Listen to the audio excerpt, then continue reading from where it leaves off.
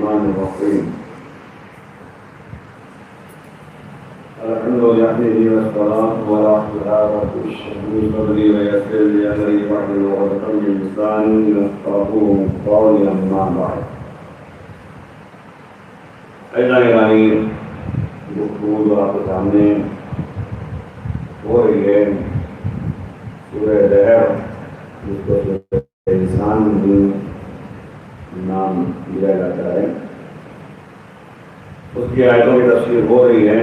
تو آج جو آیت نمبر 24 ہے کہ پروردگار جو ہے اپنے حبیب سے فرما رہا ہے جس طرح پچھلی آیت میں فرمایا تھا کہ اِنَّ نَحْنُ نَزَّلْنَا عَلَيْكَ الْقُرْآنَ تَنزِيلًا، بے شک ہم نے جو ہے آپ پر قرآن کو نازل کیا، ہم ہی نے نازل کیا اور جس طرح نازل کرنے کا حق ہے. اسی کے بعد جو ہے اس آیت کریمہ میں پروردگار کہہ رہا ہے فَاصْبِرْ لِحُکْمِ رَبِّکَ وَلَا تُطِعْ مِنْهُمْ آثِمًا أَوْ كَفُورًا.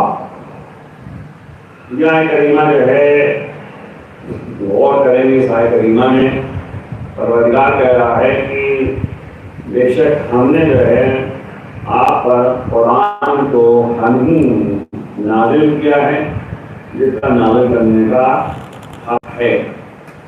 پھر کہہ رہا ہے کہ فَاصْبِرْ، پس صبر کیجیے، آپ صبر کریں اپنے پروردگار کے حکم کے لیے. جو اللہ کا حکم آتا ہے اس پر آپ کو صبر کرنا ہے. اب آپ غور کریں کہ بہت سے حکم جو ہے بہت سے احکام اللہ کی طرف سے نبی پہ نازل ہوئے ہیں اور ظاہر سی بات اس پر صبر کرنے کا اللہ کا حکم ہے. وَلَا تُطِعْ مِنْهُمْ آثِمًا، اور بس اپنے پروردگار کے حکم پر صبر کریں اور ان میں سے کسی گنہگار اور کافر کی کفر کرنے والے کی اہل کفر کی اطاعت نہ کریں. جب آپ غور کریں کہ صبر کرنے کا حکم ہے اس کے ساتھ ساتھ جو ہے گنہگار اور شکر نعمت جو نہیں کرتے، شکر نعمت کرتے ہیں، ان کی اطاعت کے لیے منع کیا گیا ہے.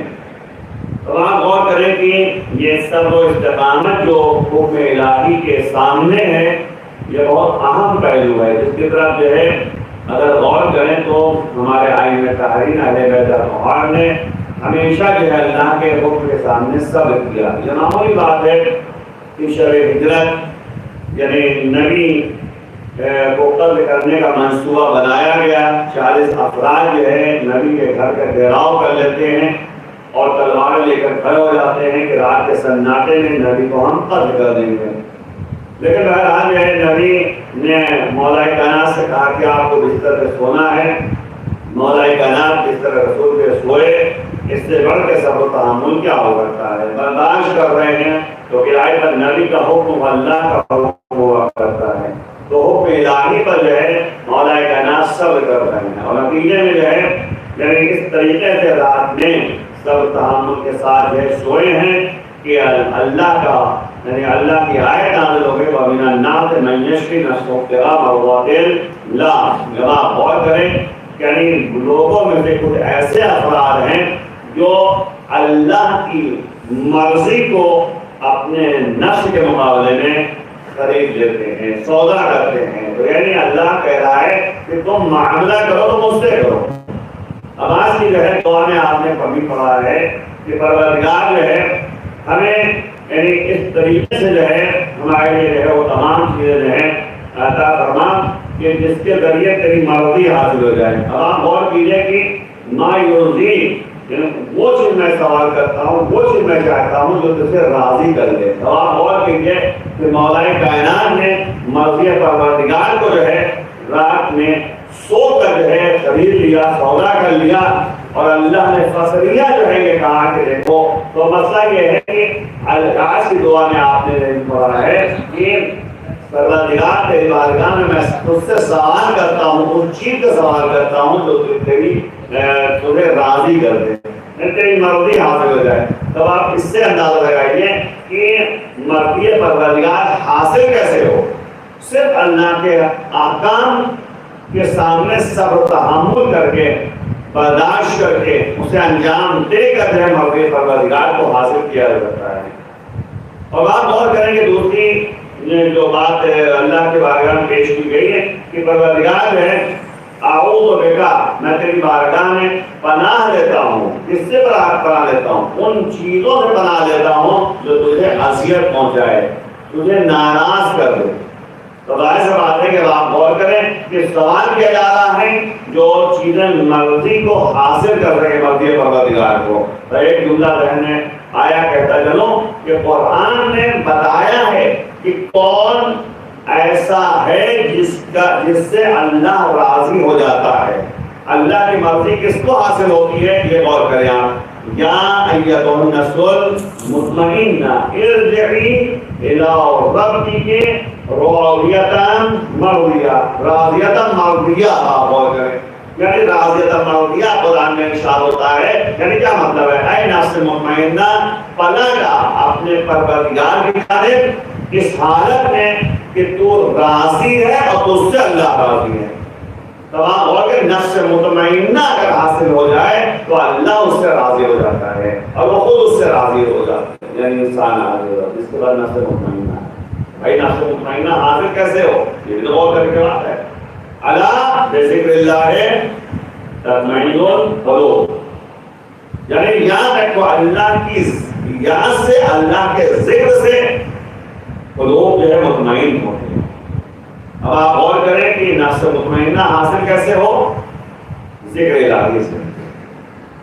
ذکر الہی کیا ہے؟ ذکر الہی الا بذکر اللہ تطمئن القلوب، آگاہ ہو کہ اللہ کے ذکر سے جو ہے قلوب مطمئن ہوتے ہیں، اطمینان قلب حاصل ہوتا ہے۔ اور ظاہر ہے اس سے اندازہ کیا ہوا نفس مطمئنہ کیسے حاصل ہو؟ ذکر پروردگار سے۔ ذکر پروردگار کیا ہے؟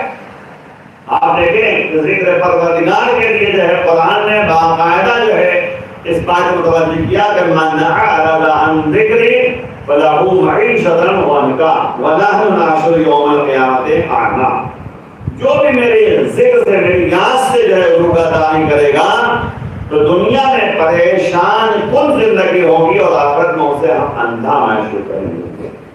تو اللہ کی یاد سے جو دور رہے گا، اللہ کے ذکر سے جو دور رہے گا تو دنیا میں پریشان تو رہے گا ہی، اس کے ساتھ ساتھ آخرت میں اسے جو ہے اندھا محسوس کیا جائے گا۔ اور جب اندھا محسوس کیا جائے گا تو کہے گا پروردگار میں تو آنکھ والا تھا، تو تو نے کیوں مجھے اندھا محسوس کیا؟ تو اللہ جواب میں کہے گا کہ تو دنیا میں مجھے بھول گیا تھا، یہاں پہ میں تجھے بھی نظر انداز کر رہا ہوں، تجھے بول رہا ہوں۔ اب آپ غور کریں کہ ذکر پروردگار کیا ہے؟ بس ذکر جو ہے قرآن کو بھی ذکر کہا گیا ہے، یعنی جب قرآن کی تلاوتوں، قرآن کی آیتوں کی تلاوت ہوتی ہے یعنی یاد خدا میں رہتا ہے، ذکر پروردگار میں رہتا ہے، تو قرآن کو بھی ذکر کہا گیا ہے۔ اور خود جو ہے اہل ذکر کون ہے؟ اہل بیت اطہار ہے، ان کو بھی یاد کرنے کا حکم دیا گیا۔ اہل ذکر کون ہے؟ اہل ذکر جو ہے اہل بیت اطہار ہے۔ ذکر جو قرآن میں موجود ہے کہ تم سوال کرو اہل ذکر سے، تو اہل ذکر کون ہے بھائی؟ اہل بیت اطہار۔ تو ظاہر سی بات ہے اہل بیت اطہار کو بھی یاد کرنا، ان کا ذکر کرنا، ان کو یاد کرنا، یہ بھی مرضی پروردگار کا ہے، سبب ہے، اطمینان قلب کا سبب ہے۔ بھائی کیوں نہ ایسا ہو؟ تو ظاہر سی بات ہے کہ ان کو اس لیے یاد کیا جائے کیونکہ یہ مادان خدا ہیں، ابرار ہیں، اللہ نے ان کو پاک و پاکیزہ قرار دیا ہے، آیت تطہیر ان کے اوپر نازل معصوم ہے یہ، اور اعمال جو ہے مرضی پروردگار کے مطابق انجام دیتے ہیں۔ ان کا ہر عمل جو ہے اللہ کی مرضی کے مطابق ہے، ان کا ہر عمل جو ہے صراط مستقیم ہے۔ تو ظاہر سی بات ہے انہیں کو اللہ نے وسیلہ ہی بنایا ہے، ذریعہ بنایا ہے۔ اور اس کے بعد اگر آگے بڑھیں قرآن میں جہاں پہ ارشاد ہوتا ہے کہ نماز جو ہے ذکر اکبر ہے، تو بھائی نماز خود جو ہے ذکر خدا ہے، ذکر اکبر ہے۔ یعنی آپ اندازہ لگائیے کہ جو نماز پڑھتا ہے پابندی سے، اس سے ذکر خدا حاصل ہو جائے، ذکر خدا سے ذکر خدا سے اطمینان قلب حاصل ہوتا اور اطمینان قلب یعنی نفس مطمئنہ، جو قلب وہی ہے جو نفس ہے، نفس وہی ہے جو قلب ہے۔ اب نفس مطمئنہ جب حاصل ہو جائے اطمینان قلب کے نتیجے میں، تو پھر خطاب پروردگار حاصل ہوتا ہے کہ اے پروردگار، یعنی اے بندے، اے نفس مطمئنہ فلاں پروردگار کی جانب اللہ تو اس سے راضی ہے، تو اللہ سے راضی ہے۔ اور آپ اس کو سب کو ملائیے آپس میں کہ اللہ کی یاد سے اطمینان قلب حاصل ہوتا ہے۔ اطمینان قلب کے ذریعے نفس مطمئنہ کے نتیجے میں رضا پروردگار، مرضی پروردگار۔ تو یہ جو دعا کی جا رہی، پروردگار ہم تجھ سے سوال کرتے ہیں ان چیزوں کا جو تجھے راضی کر دیں۔ تو ظاہر سی بات ہے کہ بہترین کام جو ہے مرضی پروردگار کے لیے ذکر الہی ہے، یاد خدا ہے۔ اور قرآن میں تذکرہ موجود ہے کہ شیطان کا سب سے پہلا قدم یہ ہوتا ہے کہ ذکر الہی کو ذہن سے نکال دے، ذکر پروردگار کو ذہن سے نکال دے۔ تو ظاہر سی بات اب آپ جو ہے اس کو تھوڑا الگ طریقے سے آپ سوچیے، بلکہ جو ہے ملاتے ہوئے کہ نبی نے یہاں تک کہا کہ زینوا مجالسکم بذکر علی، کتنے بتا رہے اپنی مجلسوں کو مزین کر دو علی کے ذکر سے۔ اگر مجلس کسے کہتے ہیں؟ مجلس مطلب ہوتا ہے جہاں بیٹھا جائے اور جس وقت بیٹھا جائے، اس میں زمان بھی ہے، اس میں مکان بھی ہے۔ یعنی مجالس کو یہاں پہ ذکر کرنے کا مطلب یہ ہے کہ جس وقت بیٹھو اور جہاں بیٹھو علی کا ذکر کرو، مزین کرو علی کے ذکر سے۔ پھر نبی فرما رہے ہیں کہ کیونکہ علی کا ذکر میرا ذکر ہے، میرا ذکر پروردگار کا ذکر ہے، اور پروردگار کا ذکر جو ہے عبادت ہے۔ اس کا مطلب کہ ذکر علی ذکر پروردگار ہے، ذکر خدا ہے۔ اور ظاہر سی بات ہے علی کے ذکر سے اللہ کا ذکر ہوتا ہے، علی کے ذکر سے نبی کا ذکر ہوتا ہے، علی کی یاد سے اللہ کے احکام کا ذکر ہوتا ہے، اللہ کے احکام کا تذکرہ ہوتا ہے۔ تو ظاہر ہے بھائی مطلب یہی ہے کہ اپنی مجلسوں کو مزین کرو، یعنی اگر کھانا کھانے بیٹھے ہو تو علی کو یاد کرو، نماز پڑھنے بیٹھے ہو علی کو یاد کرو۔ روزے کا زمانہ آ گیا، زمان جلوس، جب بیٹھو جس جگہ بیٹھو علی کا ذکر کرو۔ تو یاد کرو روزہ کس طرح علی رکھتے تھے، تو بس یاد کرو جب اذان دینے لگو تو یاد کرو علی نے اذان دی تھی، تو علی کو یاد کرو۔ جب نماز پڑھو تو بھی علی کو یاد کرو کس طرح علی نماز پڑھتے تھے۔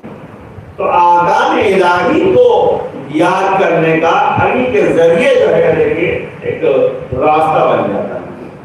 تو مسئلہ وہی ہے کہ یہاں میں جو کہا جا رہا ہے کہ فاصبر لحکم ربک، اپنے پروردگار کے حکم کے سامنے تو صبر کرو اور گنہگاروں کے اطاعت نہ کرو، کفر نعمت کرنے والوں کے اطاعت نہ کرو۔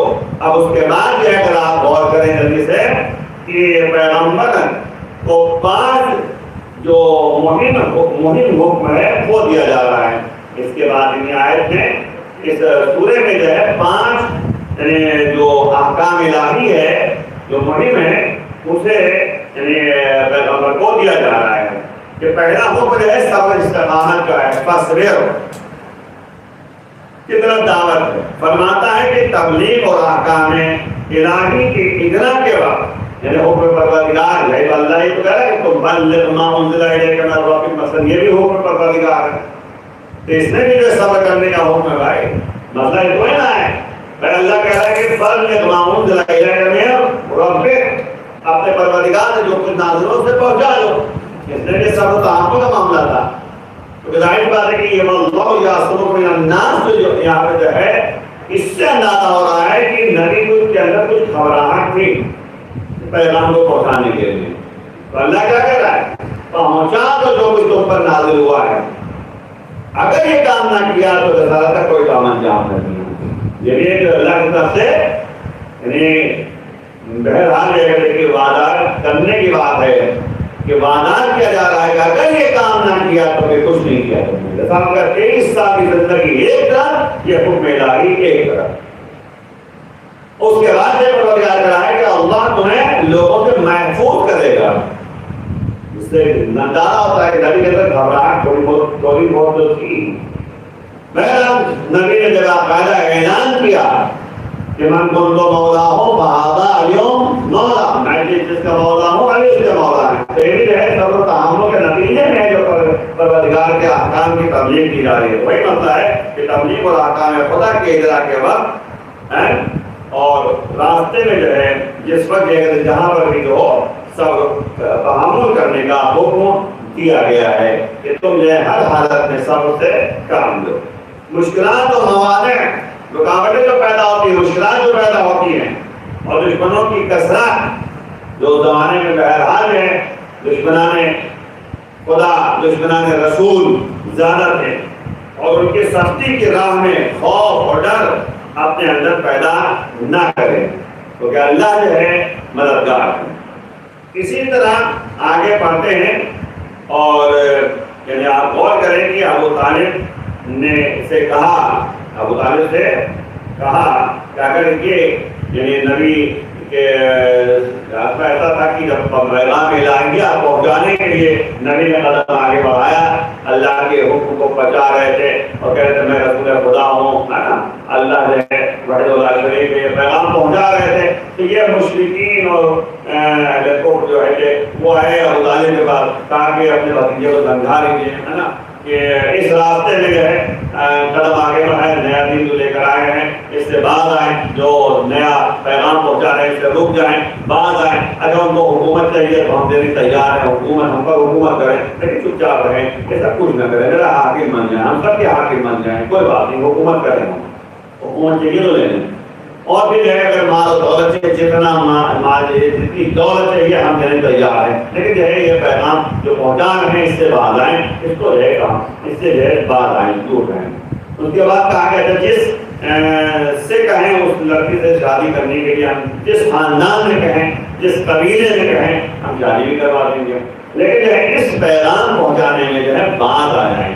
تو پھر جناب ابو طالب کا ٹھیک ہے بتا دیں گے۔ جب نبی جو ہے گھر پہ آئے تو جناب ابو طالب نے بتایا کہ یہ لوگ آئے ہوئے تھے، ہے نا، کچھ لوگ آئے ہوئے مکے والے، تو اس کے بعد یہ کہا کہ کیا کہہ رہے تھے، کہا یہ کہہ رہے تھے کہ اگر حکومت کرنا حکومت کر لیں، ہے نا، اعتماد و دولت جو چاہیے ہم دینے تیار ہیں، لیکن اس سے بعد آ جائیں۔ تو نبی نے جواب میں کیا کہا تھا؟ بھائی نبی نے یہ جواب میں کہا کہ یہ سب کے سب مل کر جو ہے ایک ہاتھ میں سورج لا کے دے دیں، دوسرے ہاتھ میں چاند لا کے دے دیں، پھر بھی ہم جو ہے اس سے پیچھے ہٹنے والے نہیں ہیں۔ یہ عزم و ارادہ ہے، یہ پختگی ہے، یہ یقین ہے۔ تو جناب ابو طالب نے کیا کہا تھا؟ جناب ابو طالب نے کہا تھا کہ اگر آپ اس طرح سے قدم آگے بڑھا رہے ہیں، عزم و ارادہ میں پختگی پائی جا رہی ہے، تو یاد رکھیے ہم آپ کے ساتھ ہیں، ہم آپ کی خوش بنائی کریں گے، ہم آپ کی مدد کرتے رہیں گے۔ تب آپ غور کریں، جو لوگ کہتے ہیں کہ اہل کفر میں سے تھے، ذرا اندازہ لگائیے کہ اس وقت جب ہر آدمی مخالفت کو اترا ہوا تھا تو جناب ابو طالب نے ساتھ دیا۔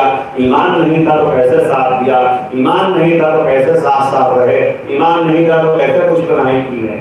یہ بہت بڑی بات ہے، غور کرنے کی بات ہے، اسے عقیدہ کہتے ہیں، اسے ایمان کہتے ہیں۔ اس کے بعد یعنی یہاں پر فصبر کہا ہے، فا جو ہے عربی کا لفظ جو استعمال کرتے ہیں فصبر، فص جو ہے آپ سوال کیجئے، یہ فائدہ تفریح ہے قرآن کے حکم کے بعد کہ ہم نے قرآن آپ پر نازل کیا ہے، بس اب آپ صبر کیجئے، یہ تفریح کہا جاتا ہے، فرق، کیونکہ خدا آپ کا مددگار ہے لہذا آپ صبر کریں۔ دوسرا حکم یہ ہے کہ رسول کو ہر طرح کی سازش سے روکا گیا۔ بس سازشیں ہوتی رہی اس زمانے میں، نبی کو روکا گیا، یعنی کسی بھی گنہگار اور اس کا نمٹ کرنے والے کے اطاعت نہ کرنے کا حکم دیا گیا۔ در حقیقت یہ دوسرا حکم تاکید ہے، تاکید لیا ہوا ہے، تاکیدن آیا ہے، کیونکہ دشمنان رسول کی کوشش یہی رہی ہے کہ ان کو باطل کے راستے میں لے کر آ جائیں۔ یہ تو مسئلہ ہے، لے کر آ جائیں باطل راستے میں۔ اور اس کے بعد جو ہے جس طرح کی یہ پایا جاتا ہے کہ عتبہ بن ربیع اور ولید بن مغیرہ پیغمبر سے کہتے ہیں کہ اپنی دعوت سے باز آئیں، ہم آپ کو مال و دولت سے نواز دیں گے تاکہ آپ راضی ہو جائیں۔ اور پھر آپ نے یہ عتبہ بن ربیع اور ولید بن مغیرہ نے جو ہے نبی سے جملہ کہا تھا۔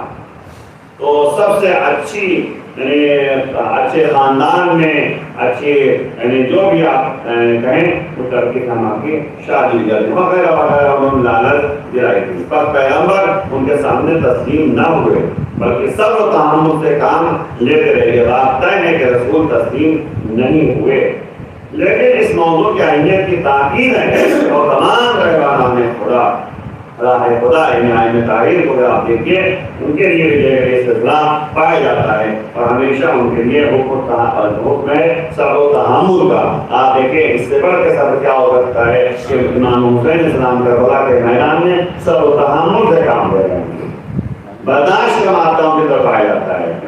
ایسا ثابت ہے آپ کو کائنات کو کوئی ملنے والا نہیں، جس طرح سے امام حسین اسلام نے کربلا کے میدان میں صبر و تحمل کا مظاہرہ کیا پروردگار کی بارگاہ میں۔ معمولی بات ہے کہ خاندان کا یعنی آپ کربلا کے میدان میں بھائی کا شہید ہونا، اس کے بعد جو ہے بیٹوں کا شہید ہونا، اس کا اصحاب و انصار کا شہید ہونا، اس کے بعد جو ہے یعنی خواتین کا اہل حرم کا اسیر ہونا، یہ سب جو ہے بہرحال اس بات پر ڈیپینڈ ہے کہ انہوں نے صبر و تحمل سے کام لیا، کہ زحمتیں برداشت کی ہیں، مصائب عالم کو برداشت کیا ہے، لیکن دین کو باقی رکھا۔ اسی لیے حسین نے ایک جملہ کہا تھا کہ اگر میرے قتل سے دین بچ جاتا ہے تو اور تلواریں مجھ پر جھوٹ بولو، مجھے قتل کر دو۔ اب غور کیجیے کہ اس طرح سے صبر و تحمل کا مسئلہ ہے۔ اگرچہ بعض مفسرین نے کہا ہے کہ عاصم سے مراد جو ہے یہاں پر عتبہ ابن ربیعہ ہے، اور کفار نعمت کی جگہ پر ہے جو ولید بن مغیرہ کا یا ابو جہل کا نام لیا جاتا ہے، جو کہ عرب کے مشرکین میں سے تھے۔